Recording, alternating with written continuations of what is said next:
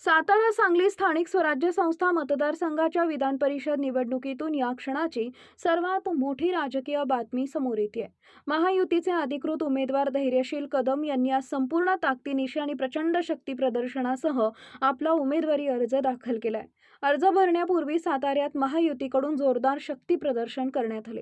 या प्रसंगी राज्याचे उच्च व तंत्र शिक्षण मंत्री चंद्रकांत पाटील, खासदार उदयनराजे भोसले, आमदार शिवेंद्रसिंह राजे भोसले, जयकुमार गोरे, गोपीचंद पडळकर आणि सदाभाऊ खोत यांच्यासह महायुतीच्या अनेक दिग्गज नेते आणि शेकडो कार्यकर्ते उपस्थित होते. यावेळी उपस्थित नेत्यांनी सातारा आणि सांगली जिल्ह्यातील स्थानिक स्वराज्य संस्थांच्या लोकप्रतिनिधींचा आपल्यालाच कौल मिळेल असा ठाम विश्वास व्यक्त करत धैर्यशील कदम यांच्या विजयाचा दावा केलाय. महायुतीच्या या भव्य शक्ती प्रदर्शनामुळे सातारा सांगली विधान परिषद निवडणुकीतील राजकीय वातावरण आता प्रचंड तापलेलं पाहायला मिळतंय. शिवशाही न्यूज प्रतिनिधी शुभम कोदे, सातारा.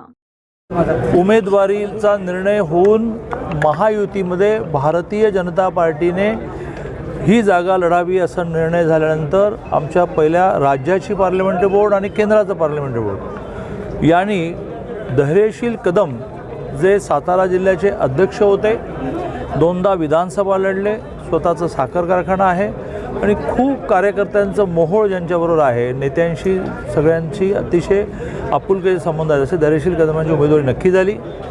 आज आम्ही सगळेजण माननीय आदरणीय उदयनराजे भोसले, माननीय शिवेंद्रराजे भोसले, माननीय जयकुमार भाऊ गोरे, सुहास बाबर असे आम्ही सगळे आमदार खासदार आले आहेत. कारण 4 फॉर्म भरायचे असतात, प्रत्येकाबरोबर 5 असे 20 नेते फॉर्म भरतील असं आम्ही उमेदवारी अर्ज भरला आहे आणि वन वे निवडणूक ही होईल, पूर्ण यश मिळेल यात माझ्या मनात कोणतीही शंका नाही.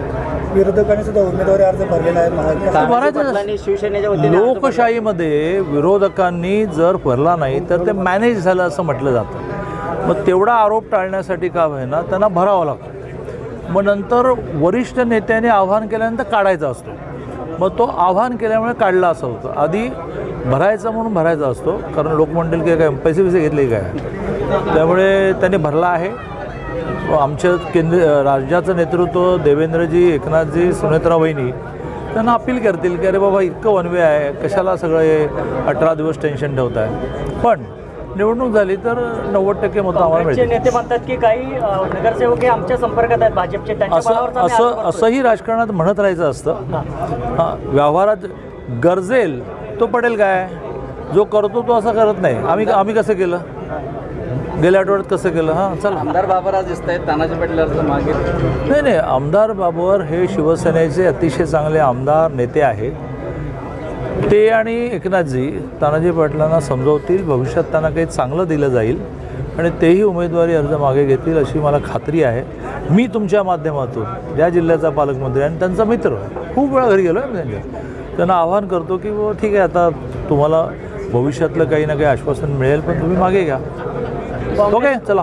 काँग्रेस महाविकास आघाडीमध्ये फूट पडलेला आहे. इथं काँग्रेसच्या 2 नगरसेवकांनी अर्ज वेगळे दाखल केलेले आहेत, महाविकास आघाडीने वेगळा अर्ज दाखल केलेला आहे. आगे आगे देखते जाओ क्या क्या होता है.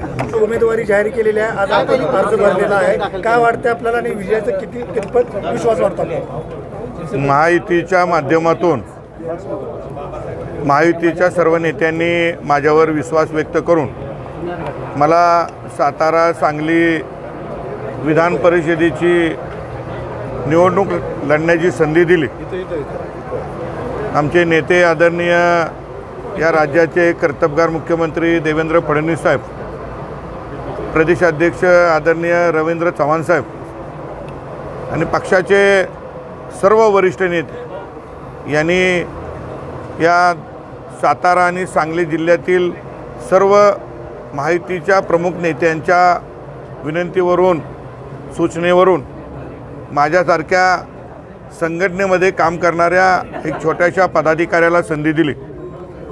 ही संधी ही काम करण्याची संधी आहे आणि या माध्यमातून या ठिकाणी समाजातील तळागाळातील प्रश्न सोडवणे हेच या संधीचं सोनं केल्यासारखं होईल. आणि ज्या विश्वासानं नेत्यांनी माझ्यावरती जबाबदारी दिलेली आहे त्या विश्वासाला, महायुतीच्या एकात्मतेला कुठेही तडा जाऊन देणार नाही असं काम यापुढं आमच्याकडनं होईल. सातारा जिल्हा परिषदेमध्ये सत्ता स्थापनेमध्ये जयभाऊंजवळ तुमची भूमिका महत्त्वाची होती. हे त्याचं फळ आहे का? त्या सगळ्या सत्ता स्थापनेमुळे दुखावलेली एकनाथ शिंदेची शिवसेना ही या निवडणुकीत तुमच्यासोबत राहील का? या निवडणुकीची निकाल निर्णय होण्यापूर्वी सर्व महायुतीतल्या नेत्यांना मी प्रत्यक्ष जाऊन भेटलो. त्यांना विनंती केलेली आहे की यदा कदाचित मला पक्षानं संधी दिली तर आपण त्यासाठी मदत करावी आणि सगळ्यांनी मला मदत करायचं निश्चित केलेलं आहे. तसा शब्द माझ्यासारख्या कार्यकर्त्याला दिलेला शिंदे सेनेचा एक अर्ज भरलेला आहे. तानाजी पाटील यांनी अर्ज काल आहे. मी काय त्याची माहिती घेतली. ताज्या घडामोडी जाणून घेण्यासाठी शिवशाही न्यूज यूट्यूब चॅनलला सबस्क्राईब करा. आपण हा व्हिडिओ फेसबुकवर पाहत असाल तर फेसबुक पेज फॉलो करा आणि शिवशाही न्यूज.com या आपल्या वेबसाईटलाही भेट द्या.